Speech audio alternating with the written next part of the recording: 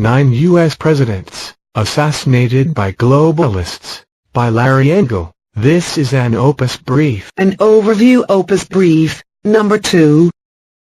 Presidents John Adams, Thomas Jefferson and James Monroe. Of the first 5 presidents, 3 of them died on the 4th of July. Now, would you believe that that's a coincidence? Would you believe that? Mathematical scientists tell us that the chance of that happening is astronomical. That didn't happen. They were assassinated. Those 3 were murdered by their doctors. Even though they were old and not maybe in the best of health, it was important to the globalists that they die on a certain day, the 4th of July, while everyone was celebrating the Declaration of Independence. And this, of course, was ordered. The doctors were ordered by the European banking cartel. They were the ones that wanted the power. They were the ones that were interested in the power. The European banking cartel. Do you believe that this 4th of July date, is just a coincidence? How can it be just a coincidence? 3 presidents out of 5 die on the 4th of July?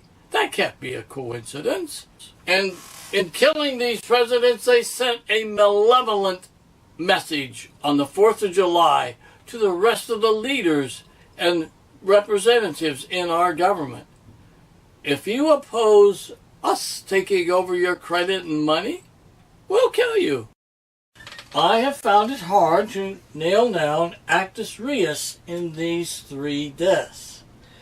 But I know from my research that murder is definitely in the cards.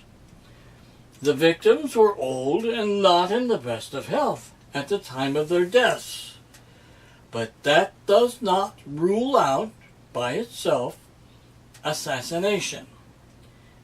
Particularly if a message was to be sent intentionally that was directed at active national leaders who might oppose the banking cartel's agenda. Assassination is how the banking cartel always solves this problem. Politically correct historians would likely scoff and say, I have no proof of murder. However, probability mathematicians with their calculations would verify that science would deny the possibility that 3 deaths occurred on the 4th of July among the first 5 presidents. The mathematical chance that this would occur is astronomical. The many observations in this video series demonstrates that the deaths of these 3 presidents precisely fits the insane and inhumane serial killer pattern of the family dynasties who manipulate the world's money and credit.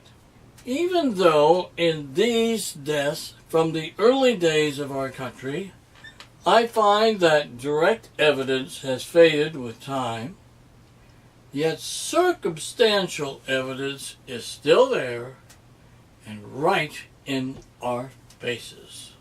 I make the incredible claim that 20 U.S. presidents were assassinated by the globalists in order to take over the money and credit of the nation.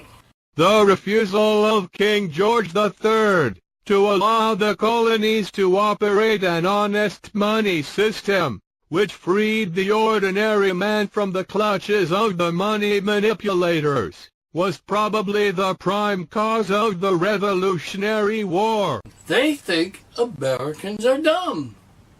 That's a very big mistake that someday they're going to regret. Get out your encyclopedia, look up Central Bank of Issues. A central bank, also called a reserve bank, or monetary authority, is an institution that manages a state's currency, money supply, and interest rates. Central banks also usually oversee the commercial banking system of their respective countries. In contrast to a commercial bank, a central bank possesses a monopoly on increasing the monetary base in the state, and usually also prints the national currency, which usually serves as the state's legal tender. The primary function of a central bank is to control the nation's money supply and monetary policy, through active duties such as 1. Managing interest rates, 2. Setting the reserve requirement, and 3. Acting as a lender of last resort to the banking sector during times of bank insolvency or financial crisis. Central banks usually also have supervisory powers, intended to prevent bank runs and to reduce the risk that commercial banks and other financial institutions engage in reckless or fraudulent behavior. Central banks in most developed nations are institutionally designed to be independent from political interference. Still, limited control by the executive and legislative bodies usually exists. The U.S. Federal Reserve Bank acts in total secrecy and likely loans itself and its allies more money than it does to our government. Central banks create money out of nothing by issuing interest-free currency notes and selling them to the public, or to the government in exchange for interest-bearing assets such as treasury bills, treasury notes and treasury bonds. When a central bank wishes to purchase more bonds than their respective national governments make available, they may purchase private bonds or assets denominated in foreign currencies by foreign corporations and agencies.